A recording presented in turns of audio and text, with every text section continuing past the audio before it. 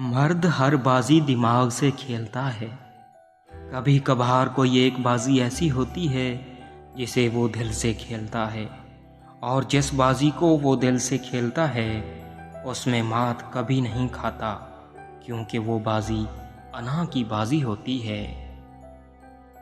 عورت ہر بازی دل سے کھیلتی ہے، مگر کبھی کبھار کوئی ایک بازی ایسی ہوتی ہے جسے وہ دماغ سے کھیلتی ہے، اور اس وقت کم از کم اس بازی میں کوئی اس کے سامنے کھڑا رہ سکتا ہے نہ اسے چت کر سکتا ہے، اور وہ بازی بقا کی بازی ہوتی ہے۔ بعض دفعہ خاموشی وجود پر نہیں دل میں اترتی ہے، پھر اس سے زیادہ مکمل، خوبصورت اور بامعنی گفتگو کوئی اور چیز نہیں کر سکتی، اور یہ گفتگو انسان کی ساری زندگی کا حاصل ہوتی ہے، اور اس گفتگو کے بعد ایک دوسرے سے کبھی دوبارہ کچھ کہنا نہیں پڑتا، کچھ کہنے کی ضرورت رہتی ہی نہیں۔ بعض دفعہ ساری زندگی گزارنے کے بعد بھی ہم یہ جان نہیں پاتے کہ ہمیں آخر زندگی میں کس چیز کی ضرورت تھی، کسی چیز کی ضرورت تھی بھی یا نہیں، اور بعض دفعہ زندگی کے آخری لمحات میں ہمیں محسوس ہوتا ہے کہ جس چیز کو ہم نے زندگی کا حاصل بنا رکھا تھا اس چیز کے بغیر زندگی زیادہ اچھی گزر سکتی تھی۔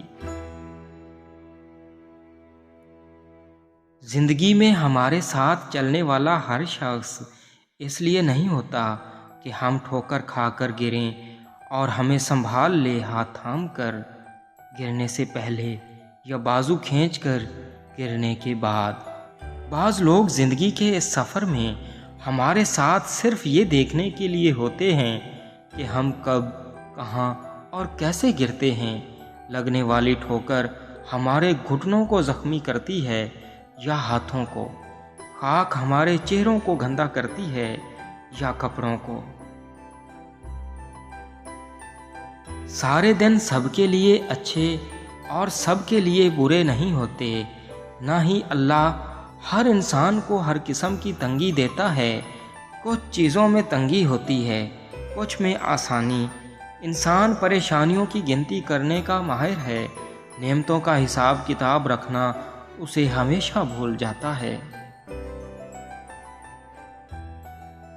جو مرد کسی عورت سے یہ کہتا ہے کہ وہ اس کے لیے اپنے آپ کو بدل دے گا،